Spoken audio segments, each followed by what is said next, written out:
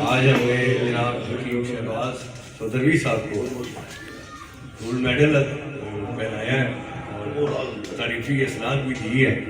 شكرا يا ربي شكرا هديت قلبي شكرا نورت ضربي شكرا شكرا يا رب. بسم اللہ الرحمن الرحیم. پیارے بھائی اور بہنوں، السلام علیکم ورحمۃ اللہ وبرکاتہ. امید ہے سب خیریت سے ہوں گے. میں ہوں آپ کا میزبان حکیم شہباز حسین نوان اور آپ اس وقت دیکھ رہے ہیں حکیم شہباز ٹی وی آن. آج میں نے دار چینی کے فوائد پہ ویڈیوز کی ایک سیریز جو ہے وہ ریکارڈ کروائی، لیکن اس ویڈیو میں یہ بتاؤں گا کہ کن لوگوں نے دار چینی استعمال نہیں کرنی، یا کون سے ایسے لوگ ہیں جن کو دار چینی کے استعمال سے نقصان ہو سکتا ہے، تکلیف ہو سکتی ہے یا ان کی تکلیف بڑھ سکتی ہے. یاد رکھیں کہ دار چینی جو ہے یہ خشک گرم مزاج کی حامل دوائی ہے، ایک ایسڈک کیفیت پیدا کرنے والی دوائی ہے. ایسے لوگ جن کے جسم میں پہلے ہی خشکی گرمی ہو ان کو دار چینی کا استعمال نہیں کرنا چاہیے. ہائی بلڈ پریشر کے مریض شامل ہیں، ٹی بی کے مریض شامل ہیں. اس کے علاوہ ایسے تمام لوگ جن کو آلو گوبھی مٹر بینگن پالک بڑا گوشت کھٹی چیزیں یہ نقصان دیتی ہوں تو وہ بھی دار چینی کو استعمال نہ کریں.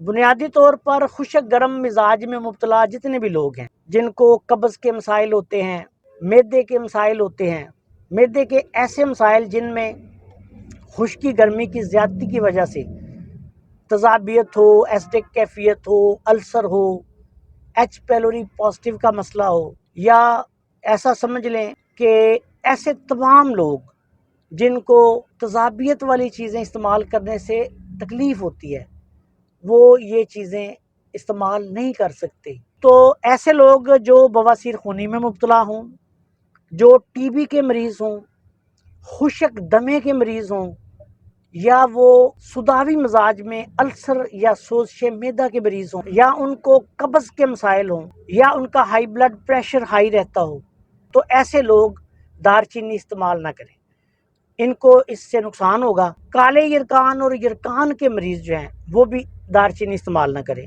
ان کو بھی دار چینی سے مسائل بنیں گے. اس کے علاوہ دوسرے جو ایسے لوگ جن کو ہر قسم کی خشک گرم خشک چیزیں نقصان دیتی ہیں، اس کے علاوہ مجموعی طور پر جو لوگ یہ سمجھتے ہیں کہ ان کا مزاج خشک گرم ہے وہ دار چینی کو استعمال نہ کریں. اگر وہ استعمال کریں گے تو پھر ان کو اس کے استعمال سے نقصان ہوگا، یا ان کو کوئی بھی ایسی تکلیف جو پہلے ہی ہے وہ اس کے استعمال سے مزید بڑھ جائے گی. آپ سے گزارش ہے کہ اگر آپ نے ابھی تک ہمارے چینل کو سبسکرائب نہیں کیا تو چینل کو سبسکرائب کر لیں اور ہماری ان ویڈیوز کو اپنے دوسرے دوستوں کے ساتھ شیئر بھی کر دیا کریں تاکہ وہ بھی ان سے فائدہ اٹھائیں. السلام علیکم ورحمۃ اللہ وبرکاتہ.